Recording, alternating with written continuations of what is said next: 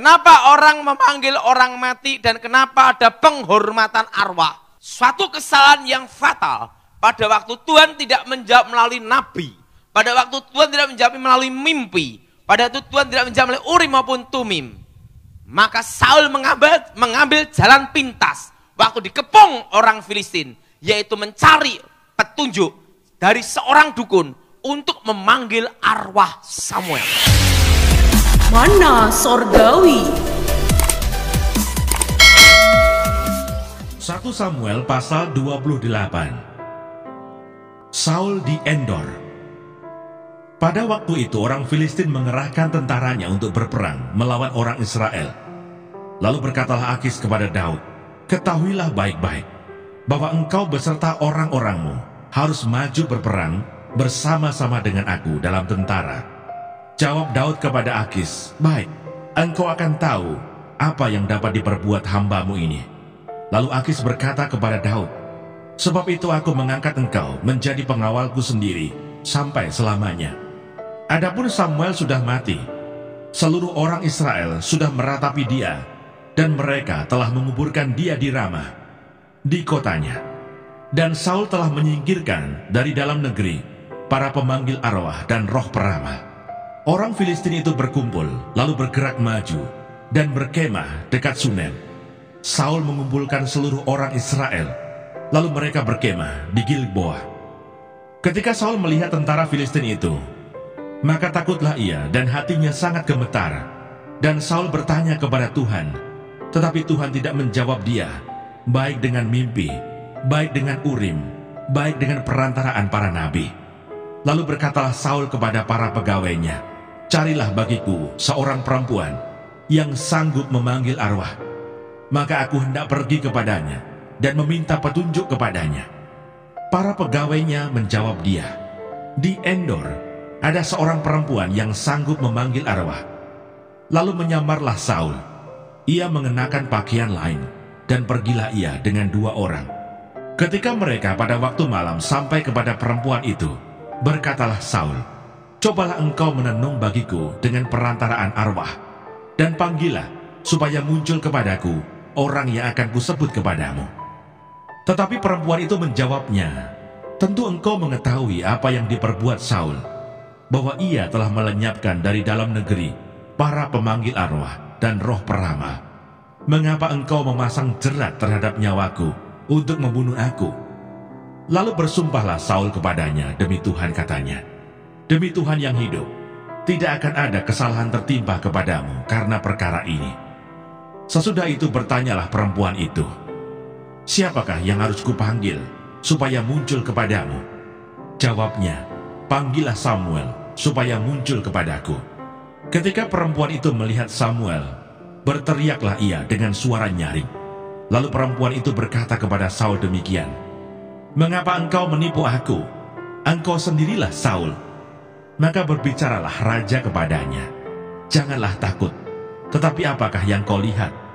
Perempuan itu menjawab Saul, "Aku melihat sesuatu yang ilahi muncul dari dalam bumi." Kemudian bertanyalah ia kepada perempuan itu, "Bagaimana rupanya?" Jawabnya, "Ada seorang tua muncul, berselubungkan jubah." Maka tahulah Saul bahwa itulah Samuel.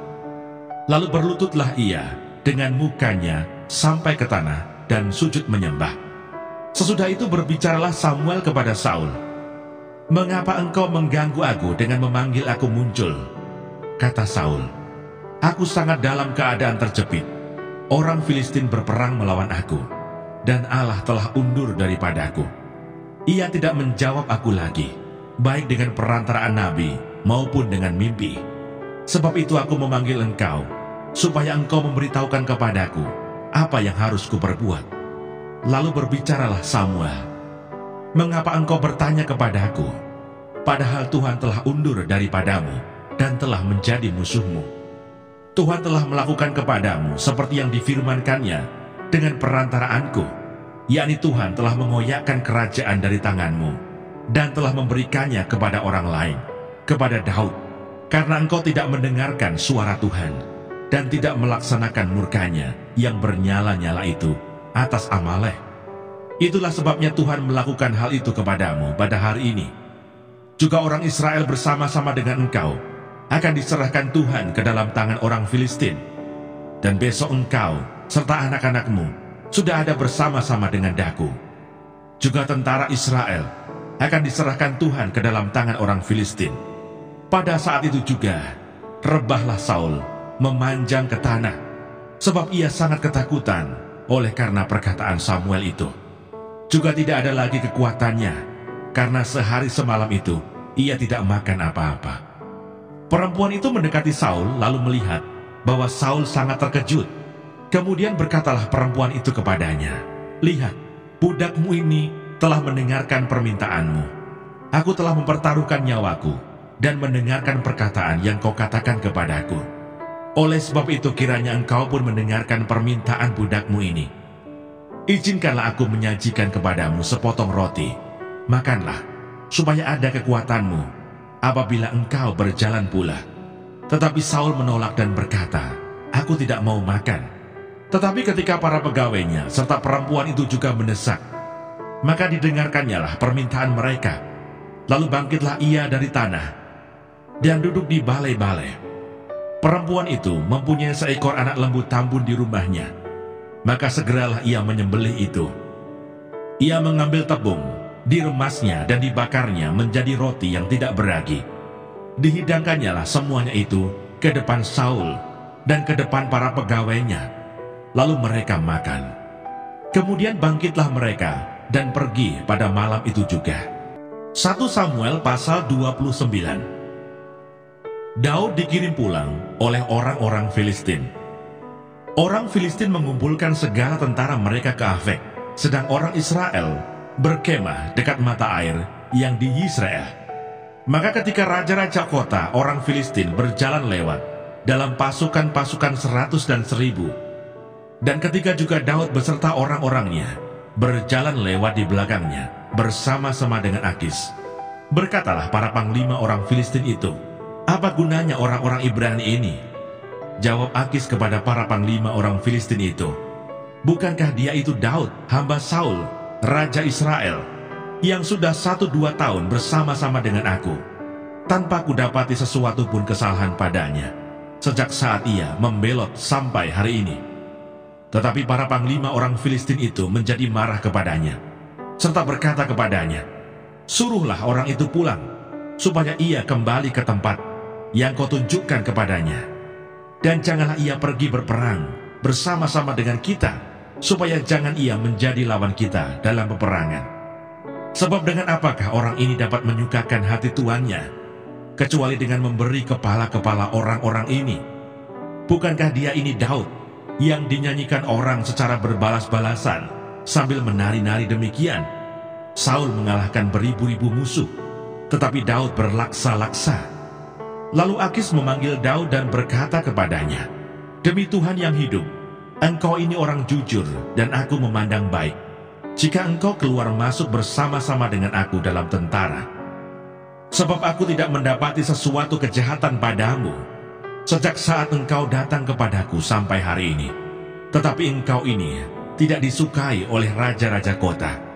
Sebab itu pulanglah, pergilah dengan selamat, dan jangan lakukan apa yang jahat di mata raja-raja kota orang Filistin itu." Tetapi Daud berkata kepada Akis, "Apa yang telah kuperbuat, dan kesalahan apa yang kau dapati pada hambamu ini? Sejak saat aku menjadi hamba kepadamu sampai hari ini, sehingga aku tidak boleh ikut pergi berperang melawan musuh tuanku raja." Lalu Akis menjawab Daud, "Aku tahu, engkau ini memang kusukai seperti utusan Allah. Hanya para panglima orang Filistin telah berkata, ia tidak boleh pergi berperang bersama-sama dengan kita. Jadi bangunlah pagi-pagi beserta orang-orang tuanmu ini yang datang bersama-sama dengan engkau.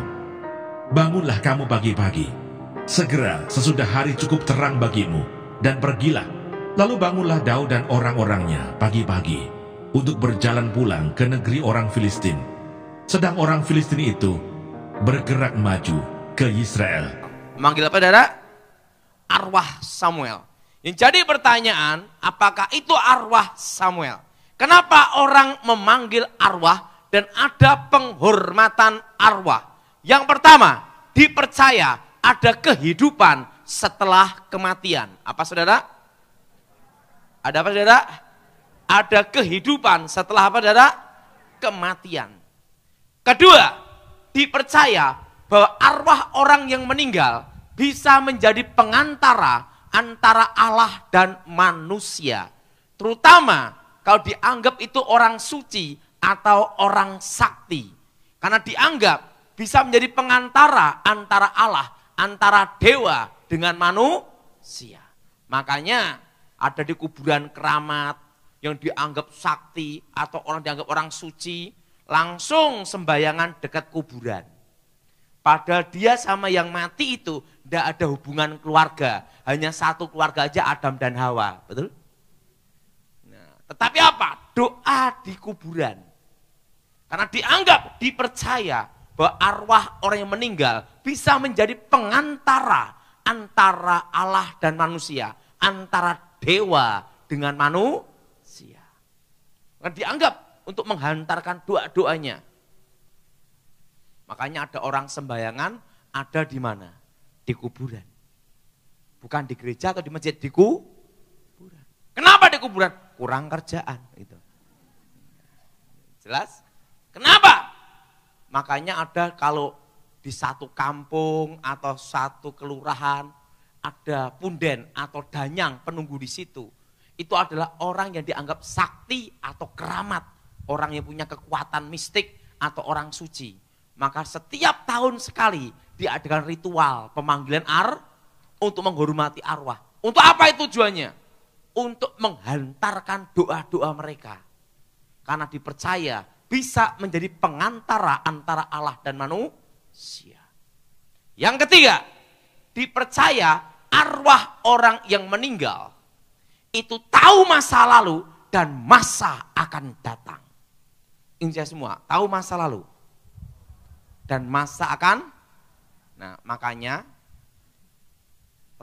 peramal itu rata-rata pakai roh arwah orang mati.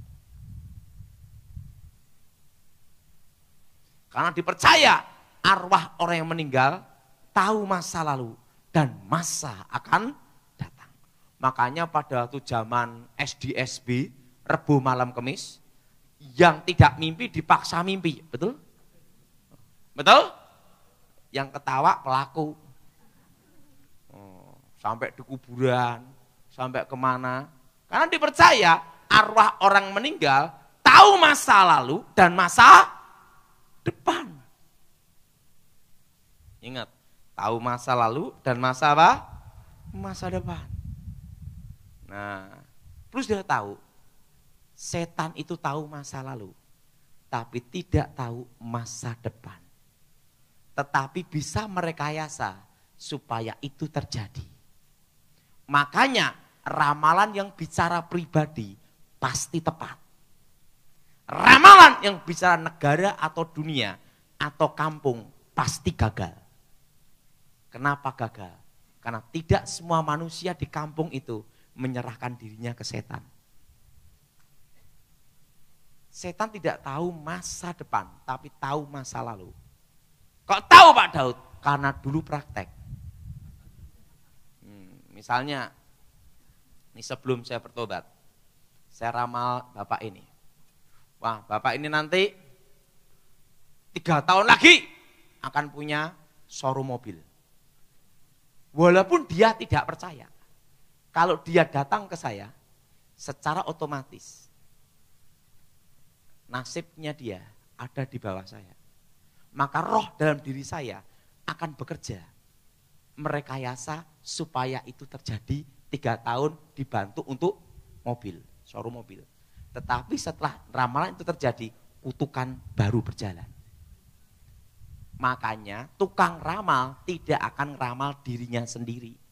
Kenapa? Karena dia takut kutukannya juga. Jelas? Nah, tapi ramalan yang bicara negara atau dunia pasti gagal. Karena tidak semuanya mereka menyerahkan masa depan nasibnya ke setan. Makanya ramalan tahun 2000 jam 00 akan terjadi kekacauan di dunia. Terjadi enggak? Tidak terjadi. Karena itu bicara tentang dunia. Ingat, bumi dan isinya ini, ingat, masih dalam kendali Tuhan. Enggak usah banyak-banyak. Ramalan tentang presiden, salah banyak. Dulu meramal, Megawati jadi presiden. Muncul apa? SBY. Banyak ramalan, paranormal, ngeramal, Prabowo jadi presiden. Yang jadi Jokowi. Karena apa? Ingat, masa depan dan negara ini masih dalam kendali Tuhan. Dan tidak semua manusia ada di Indonesia ini menyerahkan dirinya ke setan. Makanya ramalan bicara pribadi pasti tepat. Negara, dunia, kampung pasti gagal. Nggak usah dunia, kampung aja gagal. Ramalan tentang Noto Negoro, No Soekarno, To Soeharto. Negoro keliru siapa? Habibie. Habibie nggak ada no, betul? Goro, Gus Dur, Megawati, SBY, bubar, betul lah. Ramalan Noto Negoro kalah, gagal. Karena itu menyangkut apa? Negara. Tahu ramalan pribadi pasti ingat, setan tidak tahu masa depan. Tetapi bisa merekayasa supaya terjadi. Pertama, karena dia percaya arwah orang meninggal tahu masa lalu dan masa depan.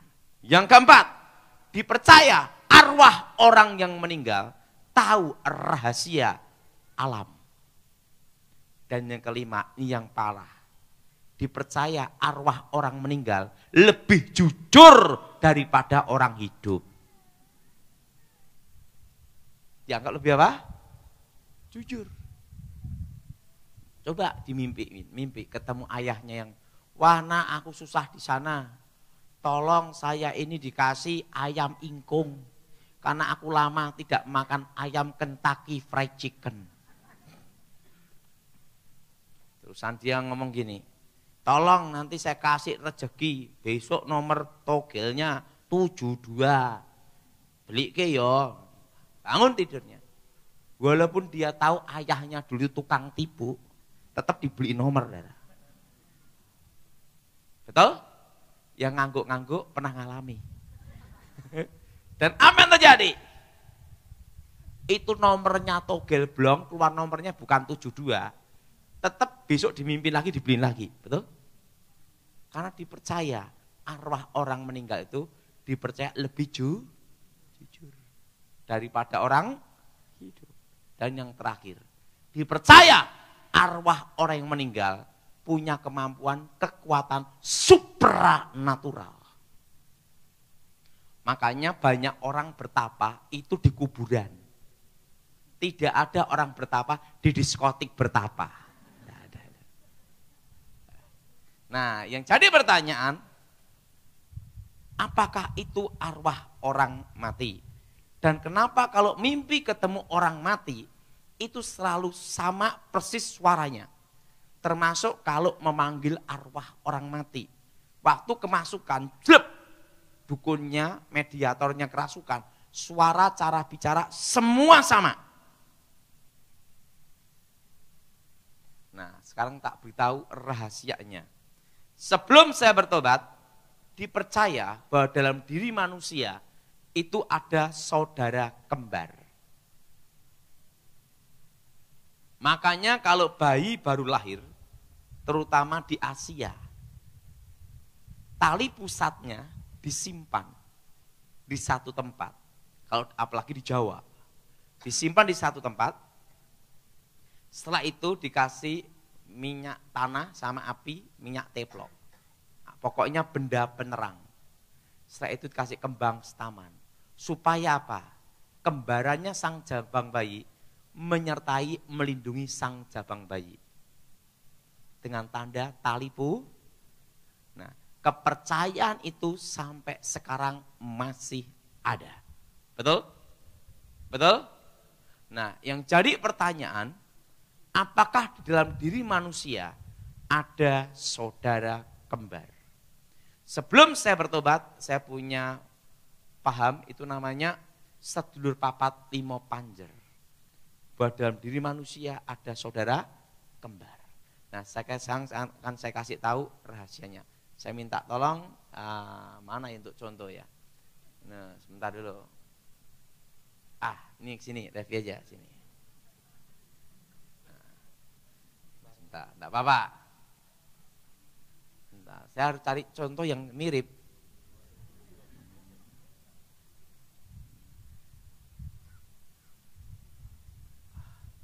Saya minta Bapak ini aja ke sini, Pak. Ya, contoh. Untuk jadi setannya. Bayangin. Nah, ini jadi malaikatnya aja lah. Sini ya.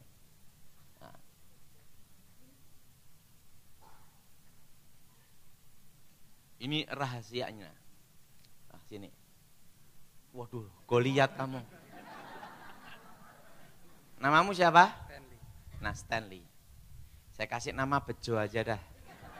Ingat, ada nama yang sangat artinya bagus sekali. Tetapi kalau orang punya nama itu malu sekali. Itu apa? Bejo. Artinya apa? Berun. Coba Stanley kasih nama Bejo. Pasti bingung dia. Sebelum si Bejo sebesar ini, pasti pernah menjadi seorang bayi. Sekarang bayi, enggak mungkin bayi lahir langsung haleluya, bubar. Waktu dia lahir, langsung di sini ada setan. Wah. Kenapa ada setan? Ingat, iblis seperti singa yang mengaum-ngaum mengelilingi kita. Jelas? Jelas? Di sini ada malaikat. Haleluya. Malaikat haleluya ini halilintar. Waktu usia 1 tahun, maka roh setan ini akan membentuk seperti dia 1 tahun. Tapi malaikat tidak berubah bentuk. Kenapa ada malaikat? Karena orang tuanya orang Kristen. Malaikat Tuhan berkemah di sekeliling kita. Amin. Waktu usia 7 tahun, maka roh ini membentuk seperti dirinya, sama 7 tahun. Tapi malaikat tidak berubah bentuk. Usia 17 tahun, roh ini membentuk dirinya 17 tahun.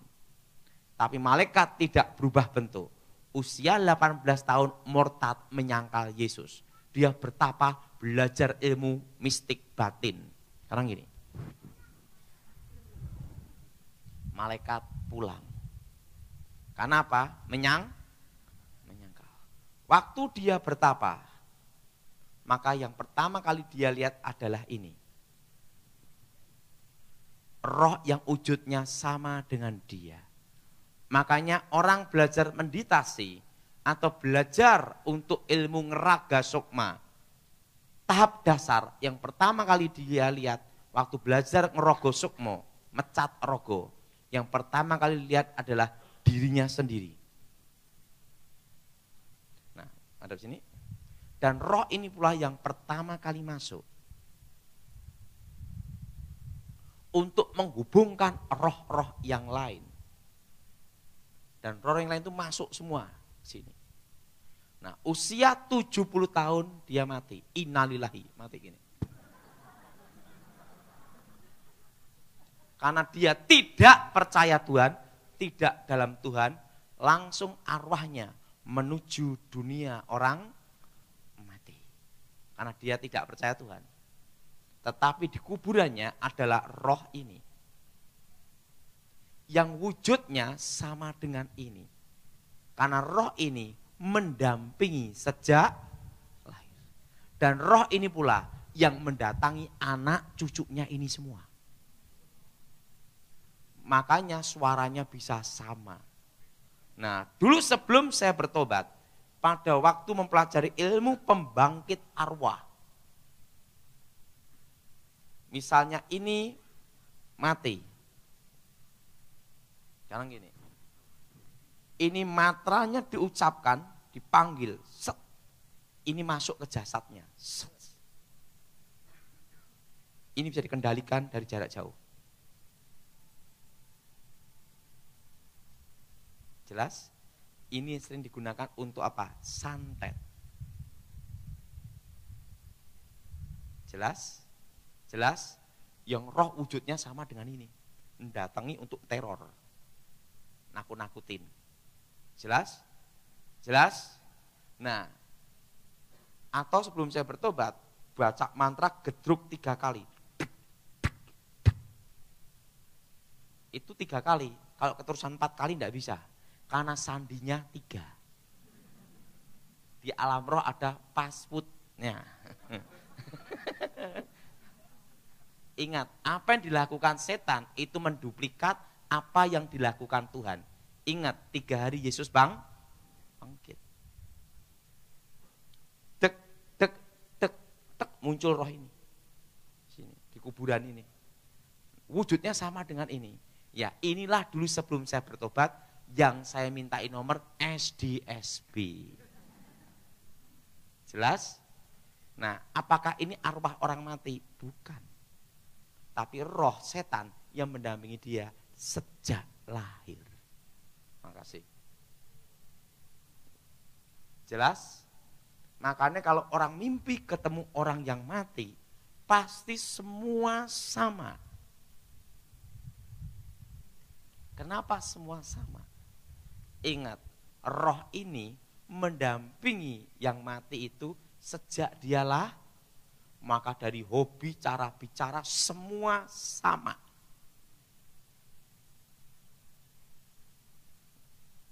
Nah, apa kutukan orang yang memanggil arwah orang mati? Ada.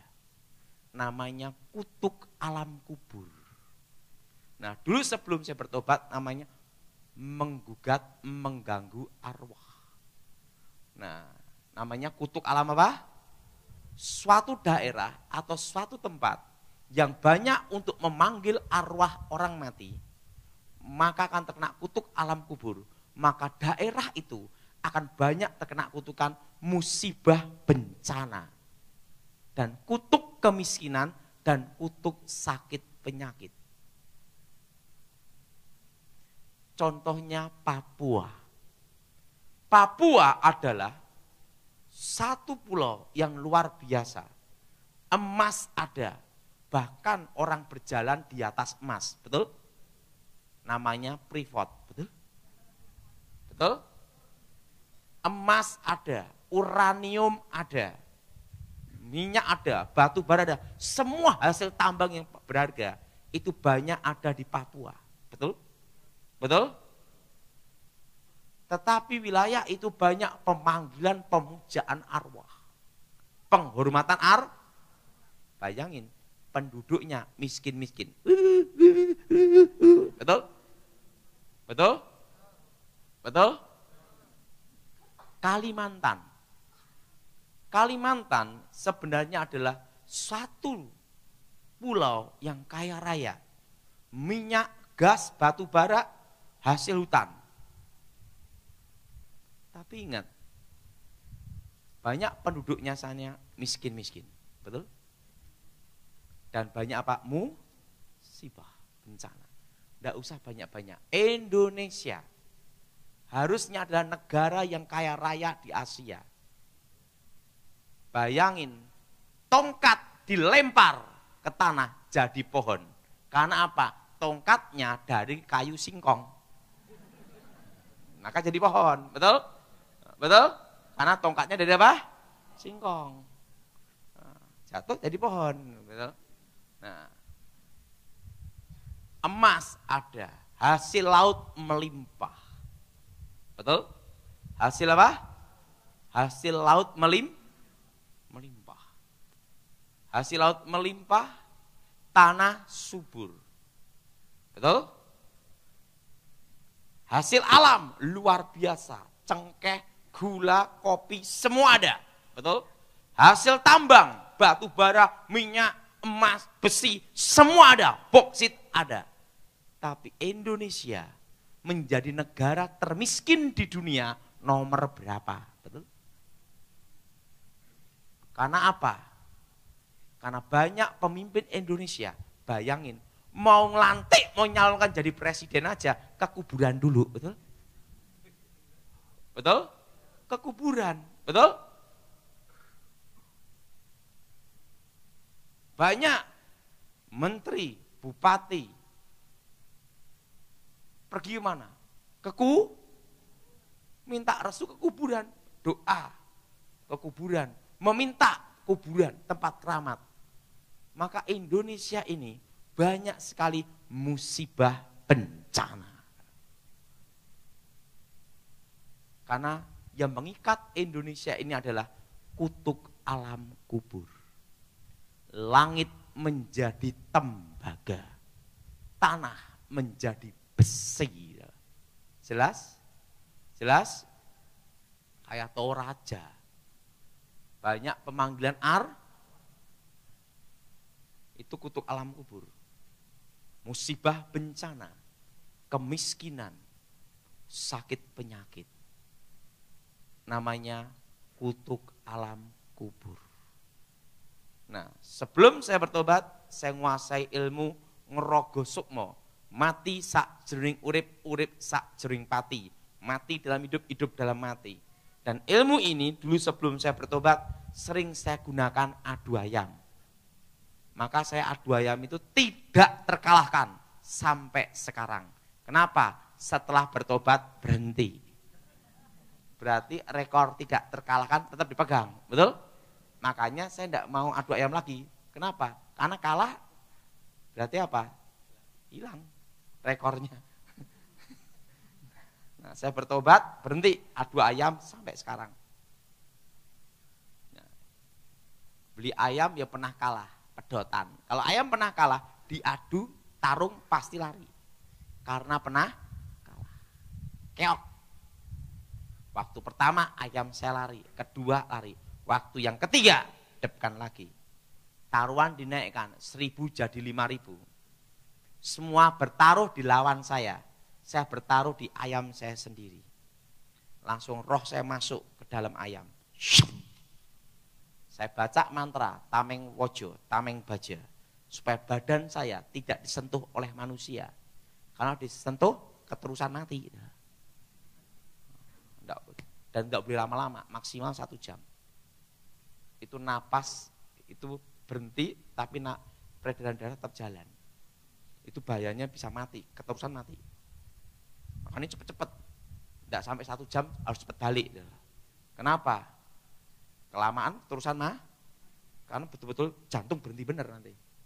Langsung, syok, masuk ke ayam, jebret, keok, menang. Karena yang di dalam ayam saya sendiri. Menang adu ayam. Oh, saya menang adu ayam. Saya kalau ingat adu ayam itu, akhir ketahuan juga saya. Ini jangan, yang sekolah-sekolah jangan ikut saya lah. Jadi gini, saya tuh kalau adu ayam menang terus. Saya tuh orangnya suka bolos sekolah. Nah, wali kelas saya, guru SMP, tahu saya. Tony ini punya ilmu masuk dalam ayam. Akhirnya dia ngomong sama saya, Ton, kita kerjasama adu ayam. Jadi ingat, ini wali kelas saya. Kita atur gimana? Pokoknya begitu penting kamu absen aja. Baik, bagus. Begitu absen gimana, guru? Gini, nanti murid-murid tak kasih ulangan PR terus. Dia hanya ngajar setengah jam aja. Nah, setelah itu kamu tak kode. Iya udah. Oke, mau. Saya sama guru saya wali kelas itu adu ayam setiap hari. Tapi absennya tetap ada nama saya. Nah, murid-muridnya setiap hari ulangan dan PR. Wah, dulu saya adu ayam terus ya. Nah, menang terus. Nah zaman dulu itu ada lagu namanya Isabella itu loh. Oh, makanya saya tidak bisa lupa itu lagu itu. Isabella itu kenapa? Waktu itu suaranya ini dibesarin. Wah Isabella itu adalah, nah di bawah itu adu ayam semua. Nah kenapa? Untuk pengalih perhatian, dikira ada acara jagongan pernikahan. Padahal bawahnya itu adu ayam semua. Itu dulu sebelum bertobat, saya adu ayam itu sejak usia 9 tahun. Adu ayam itu. Jangan ikut-ikut jejak saya. Nah, dan saya itu sekolah tidak pernah belajar. Tapi ngambil pikiran guru-guru SD, SMP. Syep, jawaban langsung di telapak tangan. Nah, setelah bertobat, ilmunya hilang, matematika enggak bisa. Makanya saya itu enggak bisa bahasa Inggris, enggak bisa matematika. Poro gapite enggak bisa. Tapi ingat uang ngerti. Saya matematika perkalian bingung saya. Pembagian tuh susah, tapi bagi duit ngerti. Nah, kenapa? Karena sejak kecil saya pakai ilmu semua. Nah, setelah bertobat kemampuannya hilang. Bingung sekarang. Nah, yang ngajarin bahasa Inggrisnya malah anak saya. Wah, makanya waktu saya lulus sekolah Alkitab itu ya mujizat. Karena waktu saya sekolah Alkitab, itu gurunya ngasih nilai saya bingung, semua di bawah 5. Jadi pada itu kelas 1, kelas 2, kelas 3. Itu muridnya tinggal 4. Rektor saya ngomong gini, Tony, ada apa Pak Pontas? Sebenarnya kamu enggak lulus. Loh kenapa enggak lulus? Karena kita bingung ngasih nilai. Karena nilai kamu itu semua di bawah 5. Tetapi kalau tidak diluluskan, muridnya tinggal 4. Karena anugerah keselamatan dan belas kasihanku, engkau kunyatakan lulus. Makanya saya lulus itu mujizat. Nah, pada waktu saya belajar ilmu Rogo Sukmo, jadi pertama kali orang belajar ilmu Rogo Sukmo untuk mecat rogo, pertama kali orang belajar ilmu gaib, pasti dia melihat dirinya sendiri. Ini disebut saudara kembali. Nah, waktu itu, setelah saya nguasai itu, baru taraf kedua mati rogo, roh keluar. Dan waktu ngerogo sukmo itu harus di tempat tersembunyi. Kalau dia pas ngerogo sukmo gini, badannya dipindah atau posisinya beda, mati. Makanya orang rogo sukmo itu hati-hati bener, tempat tersembunyi. Baru gini, roh keluar. Nah, pertama kali saya lihat belajar ilmu Rogo Sukmo, pertama adalah kabut hitam, awan gelap. Nama ini tipuan alam maya, alam gaib. Di situ akan ketemu raja-raja, jenderal-jenderal zaman dahulu. Makanya ada orang bertapa, dia ketemu Bung Karno. Orang bertapa ketemu Gajah Mada. Orang bertapa ketemu raja-raja zaman dulu atau jenderal atau sunan zaman dulu. Ini ada di tipuan alam maya, itu awan hitam. Ini bukan arwah orang mati, tapi roh setan yang menyertai mereka-mereka yang mati zaman dahulu. Jelas? Nah, setelah itu ada lautan kaca. Lautan kaca ini seluruh dunia bisa dilihat. Makanya ilmu terawang itu menggunakan lautan kaca ini. Misalnya ada penjahat, ngerampok, mas, pemilik toko mas minta tolong saya. Langsung baca mantra, weng juh vitamin komplit. Langsung ilmu terawang. Dilihat dari mana? Lautan kaca ini. Oh ini penjahatnya namanya ini alamat di sini. Tangkap jam sekian, pasti ketangkep. Tetapi ingat dukunnya sendiri kehilangan mobil, lapor polisi. Karena siapapun yang menggunakan jasa ini akan terkena kutukan, bangkrut seumur hidup. Makanya dukun itu tidak akan berani menggunakan ilmunya sendiri. Kenapa? Karena dia tahu resiko. Tahu apa, saudara? Resiko.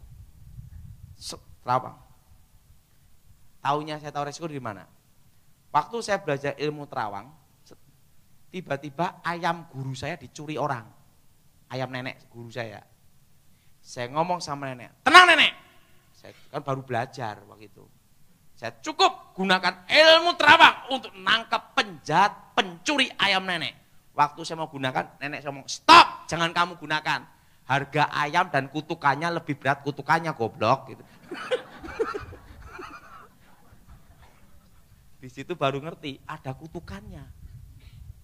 Ingat, setan tidak pernah memberi manusia gratis. Itu dukun yang bisa bikin laris toko. Kenapa enggak buka pabrik sendiri, betul?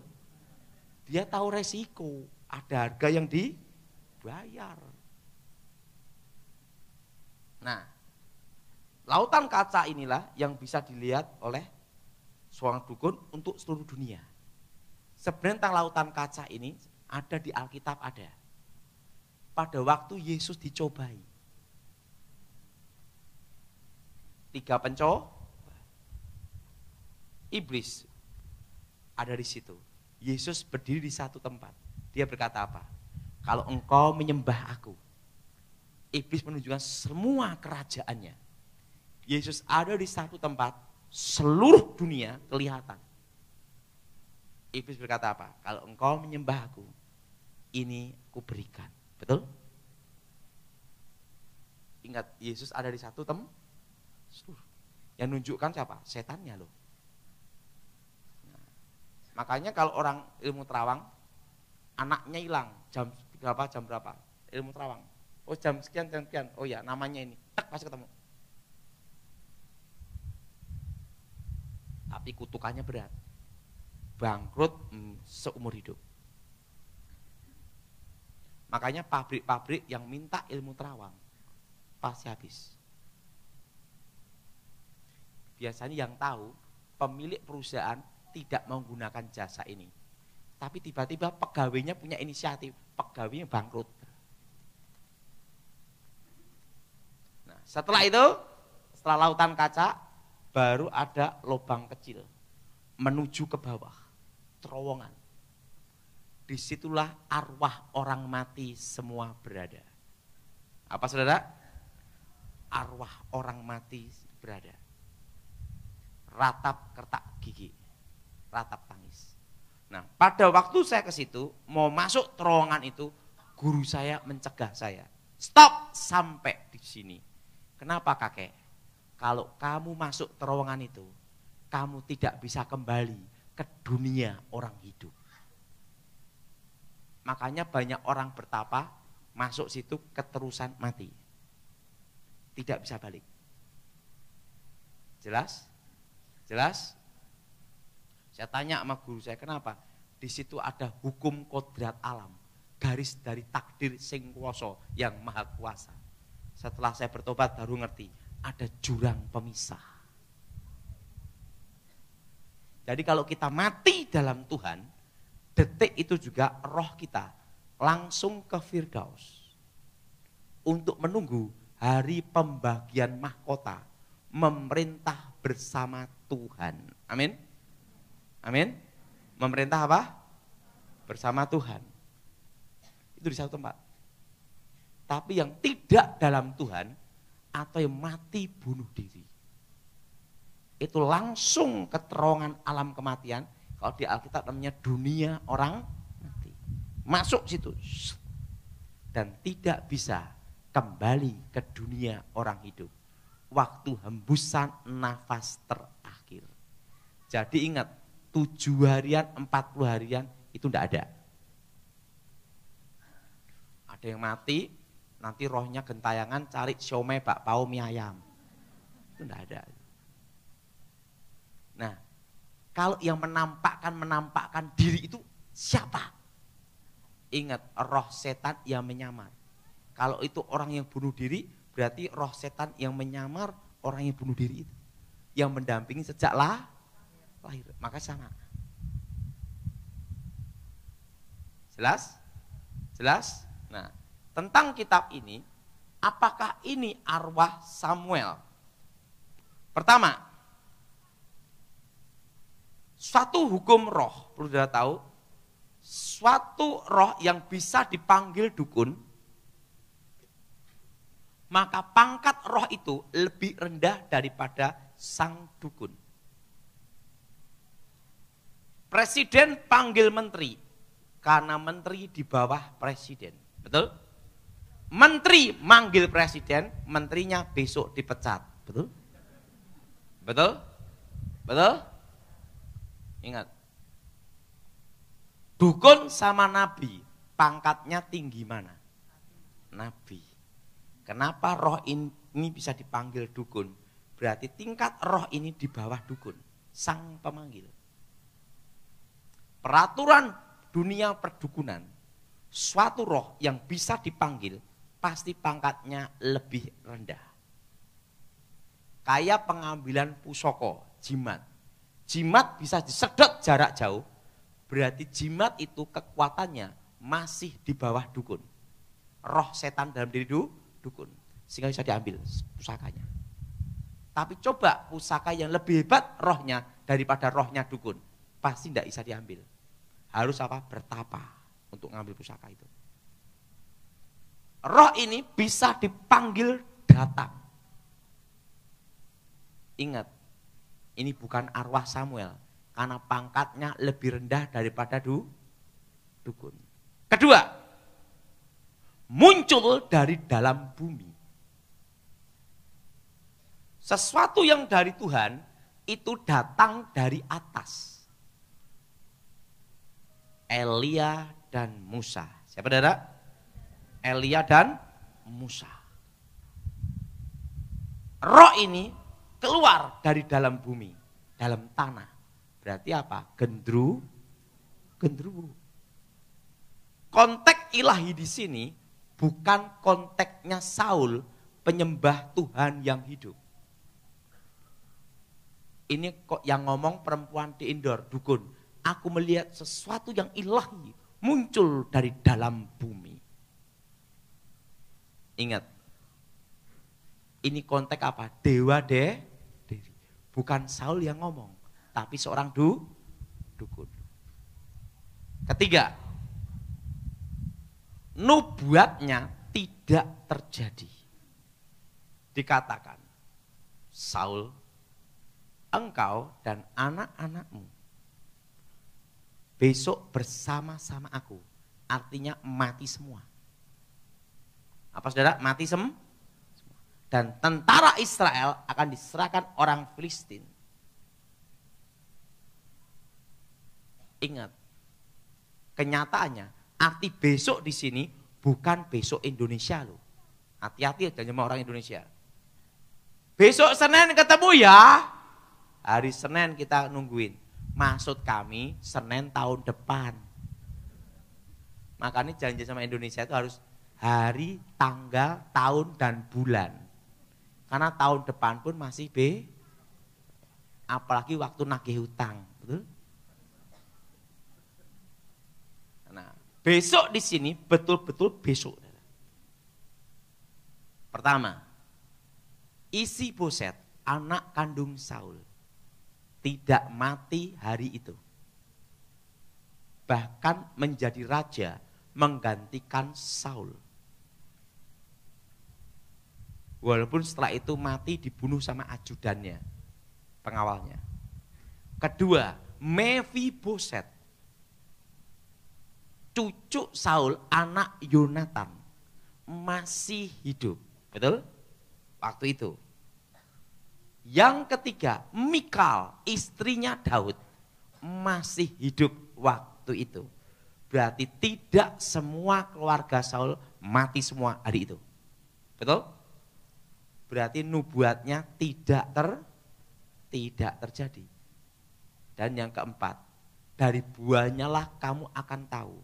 Saul bunuh diri. Dan gener dinasti Saul selesai. Apa artinya? Saul mati dan dinastinya berakhir. Karena apa? Karena dia memanggil arwah kutuk. Jelas? Jelas? Jelas? Ada apa? Kutuk alam apa? Kubur. Nah, jadi kalau sudah mimpi ketemu orang-orang yang sudah mati, itu bukan arwah mereka. Nah, kalau kita mati dalam Tuhan, detik itu juga kita ada di detik. Mana sorgawi.